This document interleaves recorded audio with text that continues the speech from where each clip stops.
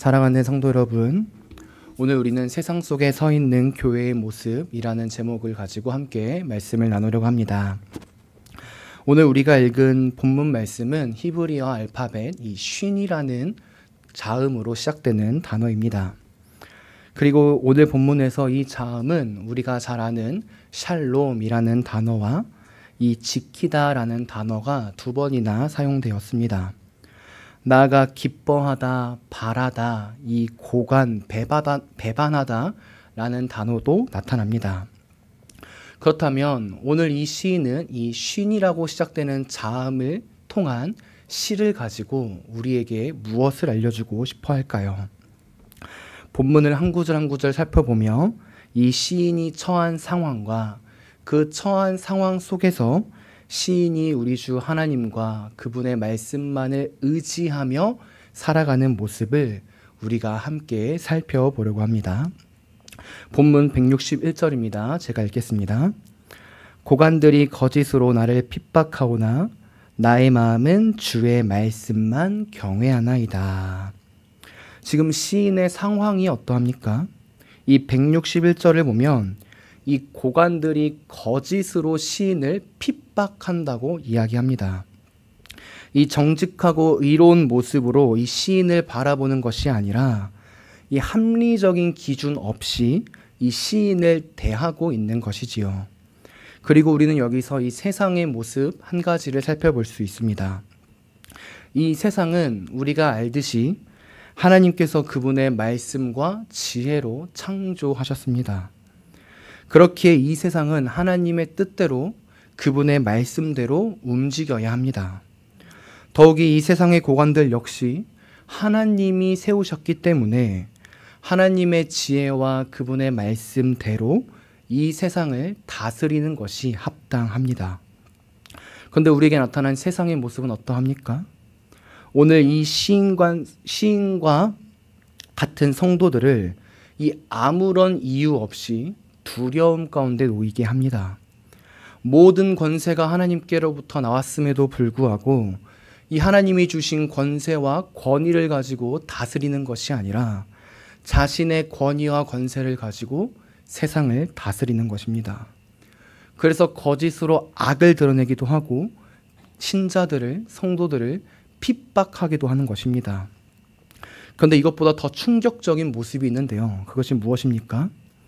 바로 이 세상은 이 성도들을, 이 신자들을 핍박 줄 때 이 1대1로서 괴롭히는 것이 아니라 다수로 괴롭힌다는 것입니다. 이 161절에 나타난 이 고관들이라는 단어를 보십시오. 단수로 되어 있습니까? 복수로 되어 있습니까? 지금 복수로 나와 있습니다. 다시 말해 지금 이 161절을 이미지로 그려보자면 지금 시인이 혼자 서 있는데 그 혼자 서 있는 시인 주위에 많은 핍박자들이 둘러싸여 있는 것입니다. 그리고 그들 전부가 시인을 핍박하고 있는 것입니다. 우리에게 주어진 삶도 마찬가지 아닙니까? 우리의 삶을 보십시오. 정직하고 의롭게 하나님의 말씀을 따라 행하는데 그것에 반하는 세상은 우리를 그냥 두지 않습니다. 혼자서 핍박을 당하게 두지도 않습니다. 이 진리 앞에 서 있는 자를 죽이기 위하여 어떻게든 간에 자신의 세력을 만듭니다. 여러 가지 거짓과 속임수를 가지고 이 자신의 편을 만든 다음에 이 자신의 거짓된 입장을 타당성 있게 만듭니다. 그리고 진리 앞에 서 있는 자를 향해 이렇게 이야기하지요. 너가 행하고 있는 모습과 행동은 틀렸다라고 말입니다. 더욱이 심할 때는 무력을 가지고 자신이 가지고 있는 권력과 권위를 가지고 진리 앞에 서 있는 자를 두렵게 만들기도 합니다. 더불어 이러한 모습은 세상 속에서만 나타나진 않는데요. 안타깝게도 교회 안에서도 이런 모습이 나타납니다. 이 세상 속에 물든 교회들을 한번 생각해 보십시오. 이 하나님의 말씀보다 이 세상의 어떠함과 혹은 나의 생각들을 더 강조하며 이야기할 때가 많습니다. 그래서 정작 교회 안에서 하나님의 말씀을 이야기하고 이 삼위일체 하나님에 관하여 이야기할 때 이 지루해하거나 거부감을 느낍니다. 그냥 단순히 예수님께서 우리를 위해 구원해 주셨지 라는 것만 알면 된다고 생각하기도 합니다. 그리고 이러한 단편적인 암 이후에는 자신의 것 혹은 세상의 것을 가지고 교회 안에서 내 편과 내 세력을 만듭니다. 그런데 생각해 보십시오. 삼위일체 하나님을 사랑한다면 우리는 그분의 모든 것을 알고 싶어야 하는 것이 마땅하지 않습니까? 그분이 계시해 주신 것 아래서 그분의 모든 것을 사랑해야 하는 것이 마땅하지 않습니까? 단순히 한 가지 명제만 알고 끝나는 것이 아니라 그분의 모든 것을 적극적으로 알아가려는 태도가 필요하지 않습니까? 예를 들어 구원에 관한 이야기라면 단순히 이 구원에 관한 한 가지 명제만 아는 것이 아니라 그 구원의 은혜가 무엇인지, 나아가 그 구원의 은혜를 위하여서 삼위 하나님께서는 어떤 일을 하셨는지, 그리고 그 구원의 은혜가 나에게 어떻게 적용이 되고 내 삶이 어떻게 변화되는지를 우리 모두 그것을 다 알아야 되는 것이 아닙니까? 하나님께서 계시해 주신 성경을 통해 전부를 알아가는 것이 하나님을 사랑하는 모습 아닙니까? 사랑하기 때문에 전부를 알고 싶고 맛보고 싶어 하는 것입니다. 그런데 교회가 이 모습을 잃어버렸습니다. 두 마음을 품고 살아가는 것입니다. 우리 삼위일체 하나님을 진정으로 사랑하지 못하는 모습인 것입니다. 더불어 그 모습의 타당성을 갖고 정말로 하나님을 사랑하는 자 앞에서 무리를 지으며 너는 왜 그러냐고, 너는 혼자 왜 유별나냐고 말합니다. 말씀 앞에 깨어있는 자를 무리 세워 핍박하는 것입니다. 사랑하는 성도 여러분, 우리의 모습을 돌아보아야 합니다. 우리는 이 세상 속에서 이 하나님의 말씀을 사랑하는 자입니까? 아니면 이 세상의 한 발을 같이 내밀며 그 안에서 걸어가는 자입니까? 원하기는 우리 주 하나님과 그분의 말씀을 진정으로 사랑하는 자가 되길 소망합니다. 다른 곳에 한 발을 내밀고 그렇게 살아가는 것이 아니라 온전히 주님만을 바라보며 나아가기를 원합니다. 그리고 그럴 때 분명 오늘 이 161절의 말씀과 같이 우리에게는 시련과 환난이 반드시 찾아옵니다. 오늘 본문처럼 핍박이 오는 것입니다. 그렇다면 그때 우리는 어떤 자세를 취해야 할까요? 이 161절 후반절을 보면 시인이 보여주는 해답의 모습이 있습니다. 시인의 모습이 어떠합니까? 나의 마음은 주의 말씀만 경외하나이다. 나의 마음은 주의 말씀만 경외하나이다. 아멘. 여기서 이 경외하다라는 단어를 원어적으로 보면 극심한 두려움에 떨고 있다라는 의미입니다. 즉 지금 시인은 두려움에 떨고 있는데 그 두려움을 떨고 있는 대상이 내 앞에 놓여 있어서 나를 핍박하는 자들 때문이 아니라 주의 말씀 때문에 두려워한다고 이야기하는 것입니다. 무슨 말입니까? 지금 시인은 자신 앞에 놓여 있는 상황을 보는 것이 아닙니다. 자신 앞에 둘러선 무리들을 바라보며 그들이 나를 두렵게 했기 때문에 두려워하는 것이 아닌 것입니다. 그 무리보다 더 강하고 능하신 우리 하나님, 그분 말씀 앞에 두려워하며 그분 앞에 초점을 두고 있는 시인의 모습을 확인할 수 있는 것이지요. 시인의 시선이 내 앞에 있는 어떤 것에 있는 것이 아니라 하나님 앞에 고정되어 있는 것입니다. 더욱이 이러한 시인의 모습은 우리 주님께서 하신, 예수님께서 하신 말씀을 한 가지 떠올리게 하는데요. 마태복음 10장 28절에서는 우리 예수님께서 이렇게 이야기합니다. 말씀하십니다. 제가 읽겠습니다.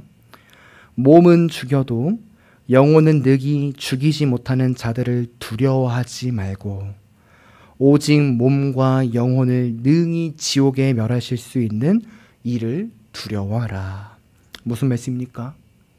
세상에 있는 것을 두려워하는 것이 아니라 우리 아버지 하나님을 두려워하라는 것입니다. 내 앞에 있는 상황을 두려워하는 것이 아니라 그분 말씀 앞에 서지 못하는 것, 그분 앞에 멀리 떨어져 있는 것을 두려워하라는 것입니다. 다른 말로 온전히 하나님께로 나아가지 못하는 상황을 두려워하며 온전히 이제는 하나님께 나아가라 라고 우리 주님께서 말씀하셨고, 시인도 지금 그 고백을 하고 있는 것입니다. 이 예수님의 말씀처럼 자신 앞에 놓여있는 그 상황보다 우리 주 아버지 하나님을 바라보며 나는 그분 앞에 서겠다라는 다짐이 이 161절에서 나타나는 것입니다. 내 앞에 상황이 아닌 우리 주님을 두려워하고 바라보며 그분 앞으로 나아가고 있는 시인의 모습을 우리는 확인할 수 있는 것입니다.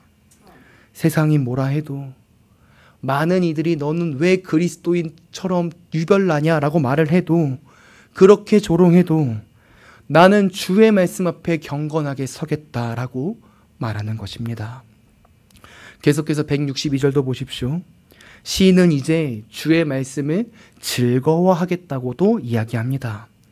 주님을 두려워하며 바라보는 것을 넘어 이제는 그분의 말씀을 기뻐하겠다는 것입니다.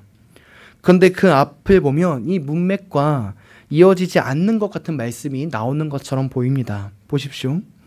사람이 많은 탈취물을 얻은 것처럼 나는 주의 말씀을 즐거워하나이다.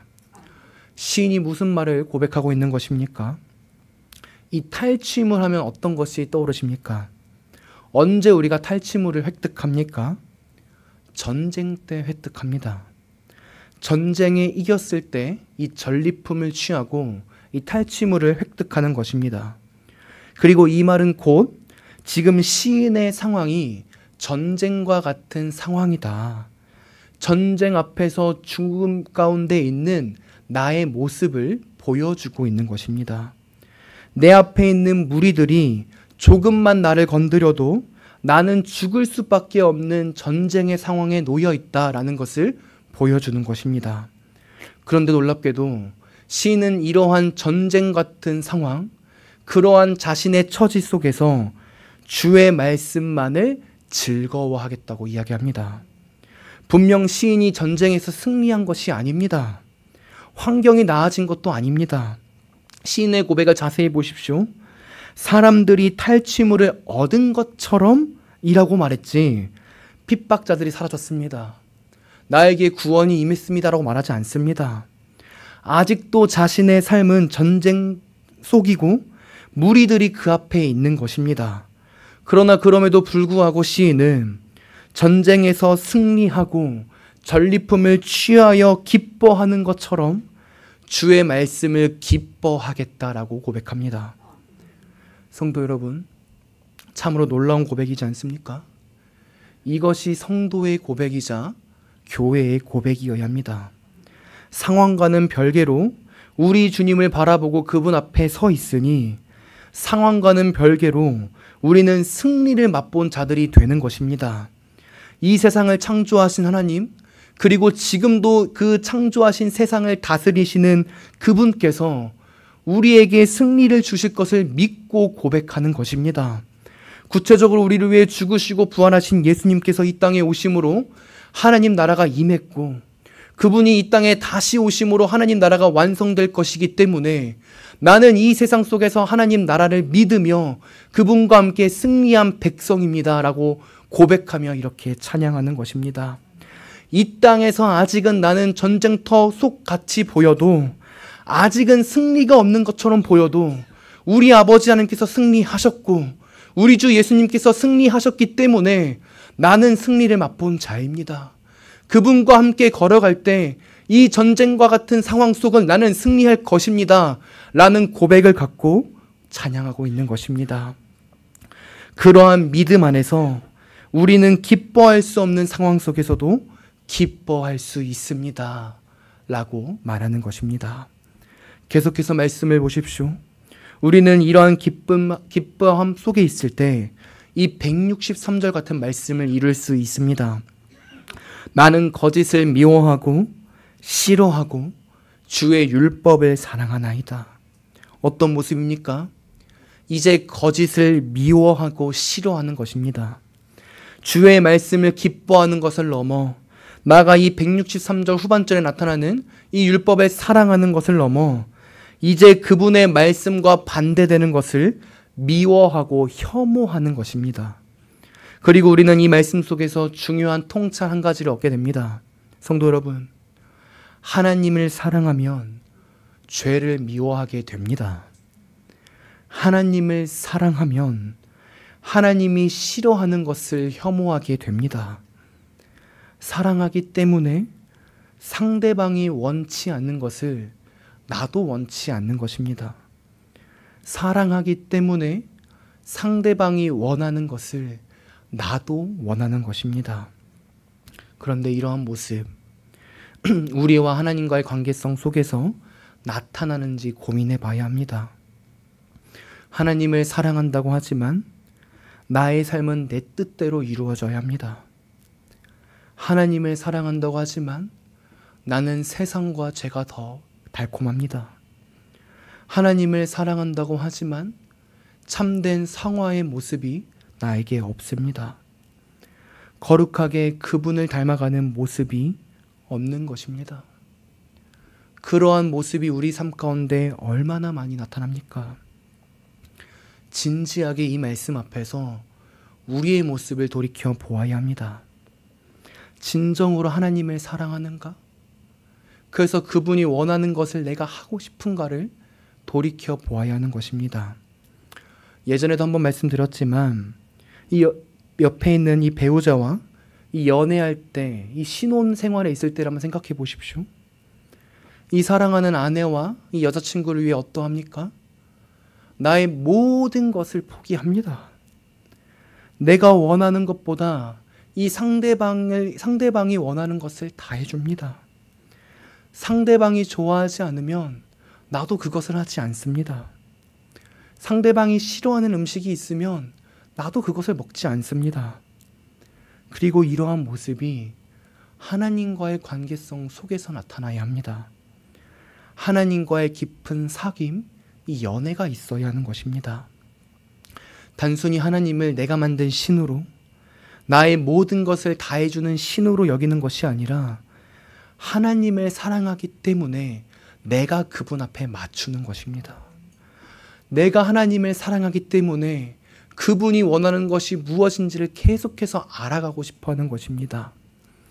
그분이 원하시는 것을 알고 깨닫고 그대로 행하는 것입니다. 계속해서 164절도 보십시오. 시인은 하나님의 의로운 규례들로 말미암아 7번을 찬양한다고 합니다. 단순히 시인이 하루에 7번 시간을 정해 찬양한다는 의미일까요? 그렇지 않습니다. 이 성경에서 7이라는 숫자는 완전함, 이 완성이라는 의미를 갖고 있습니다. 즉 지금 시인은 하루하루의 삶 가운데 온전히 완전하게 매일매일을 찬양한다는 것입니다. 그분의 말씀에 판단의 힘을 얻어 그 판단에 힘입어 이 핍박자들이 있는 상황 속에서도 자신의 마음과 행동을 온전히 하나님 앞에 내둔다는 것입니다. 좌절과 낙심함 속에서 울며 나아가는 것이 아니라 나를 승리케 하시는 하나님, 나의 삶을 이끄시는 하나님을 바라보며 매일의 삶을 찬양과 영광을 올려드린다는 것입니다. 성도 여러분, 이러한 삶이 우리 삶에도 있기를 소망합니다. 온전히 하나님 앞에서 그분을 사랑하는 삶, 온전히 하나님 앞에서 그분만을 찬양하는 삶, 이 내 삶과 세상 속에서 이리저리 치이는 삶이 아니라 완전하게, 온전하게 하나님만을 의지하는 삶을 우리가 살길 원합니다. 그리고 놀랍게도 그런 삶을 살 때 우리의 삶이 바뀝니다. 오늘 시인이 165절에서 168절에 이야기하는 모습을 보십시오. 삶이 바뀌는 모습이 나타납니다. 165절을 보십시오. 이렇게 시인이 고백합니다. 주의 법을 사랑하는 자에게는 큰 평안이 있으니 그들에게 장애물이 없으리이다. 우리의 삶이 어떻게 바뀝니까? 가장 먼저 샬롬이 찾아온답니다. 평강, 평안이 찾아오는 것입니다. 그리고 장애물 넘어짐이 없다고 시인은 고백합니다. 성도 여러분, 여기서 샬롬과 장애물의 없어짐은 실제적으로 모든 삶이 평안해지고 모든 원수가 없어졌다는 것을 의미하지 않습니다. 아직 나의 삶은 여전할 수 있습니다. 그리고 그 사실이 166절에도 말하고 있습니다. 여호와여, 내가 주의 구원을 바라며 주의 계명들을 행합니다. 아직도 구원의 소망이 필요한 것입니다. 그래서 시인은 주의 율법을 가까이 하고 주의 구원을 바라보는 것입니다. 그러나 그런 삶이라고 할지라도 우리 주님을 바라보고 그분께 소망을 두니 내 삶이 평안한 것입니다. 내 삶은 샬롬이 가득 차 넘치는 것입니다. 내 눈앞에 거짓과 횡포가 가득 차 넘쳐도 나의 삶은 그것과 별개로 우리 주님과 함께하니 평안한 것입니다. 더욱이 원수들이 나를 아직도 넘어뜨리기 위하여 장애물을 설치해도 나는 이제 그것을 장애물로 여기지 않게 됩니다. 오히려 그 장애물을 건드리는 그 순간이 하나님과 함께하는 순간이 되어버리는 것입니다. 원수들은 나를 장애물로 나를 넘어뜨리려고 하나 이제 나는 그 장애물을 통해 하나님 앞에 나아가게 되는 것입니다. 그러니 이제 그 장애물은 나를 넘어뜨리는 도구가 아니라 하나님을 사랑하고 그분과 함께하는 방편이 되어버린 것입니다. 성도 여러분, 이것이 오늘 시인이 경험한 삶의 변화입니다. 그분을 사랑하고 그분의 말씀 속에 거하자 시인의 모든 삶, 그분의 시선, 그분의 초점이 바뀐 것입니다.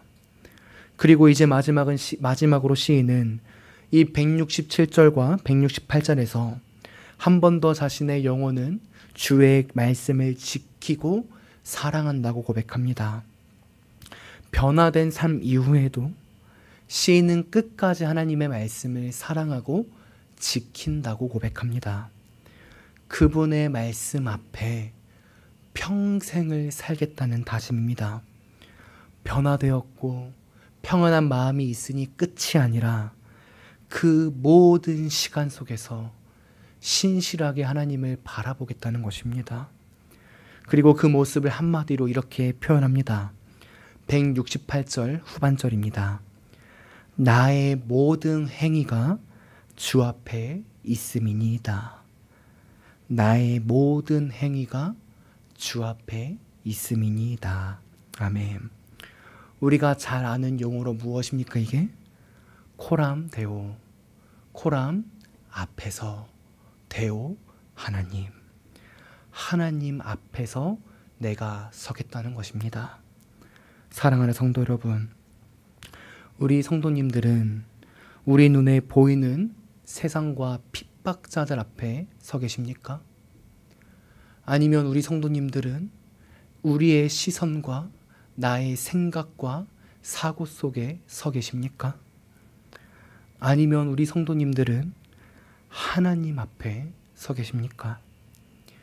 이 질문에 대한 답이 우리의 신앙의 모든 것을 결정합니다. 저는 이 코람데오라는 용어를 참으로 좋아하는데요.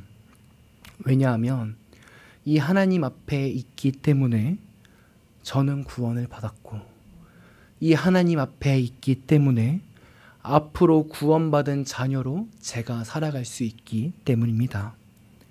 하나님 앞에 있는다는 그 사실이 구원과 구원 이후의 삶을 이루어 줄 수 있다는 것을 믿는 것입니다. 보십시오. 하나님 앞에 설 때 우리에게 어떤 변화, 반응이 나타납니까? 그 첫 번째 반응은 바로 내가 얼마나 비참하고 더러운 존재인지를 깨닫는 것입니다. 의로우고 거룩하신 그분 앞에 서니 더럽고 썩은 나의 죄가 보이는 겁니다. 그래서 우리가 예수님을 처음 만날 때 어떠합니까? 우리는 우리의 죄를 토하듯이 내뱉습니다. 눈물과 콧물을 흘리며 나의 죄에 대해 전인격적으로 회개합니다. 그런데 그거 아십니까?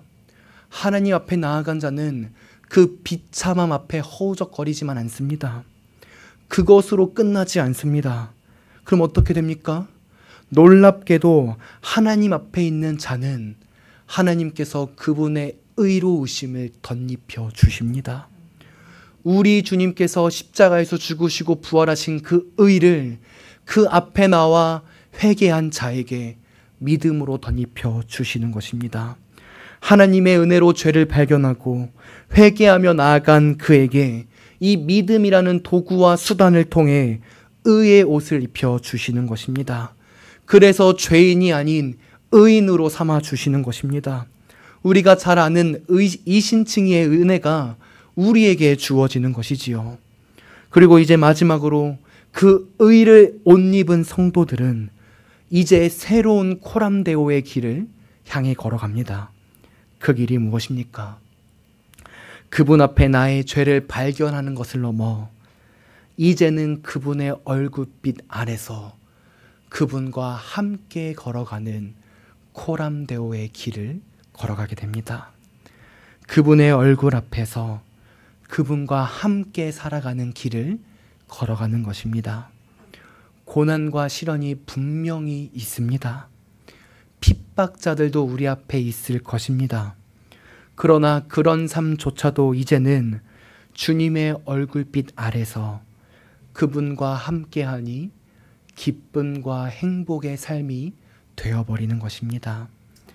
오늘 시인이 그랬던 것처럼 말입니다. 그리고 이것이 코람데오의 삶입니다.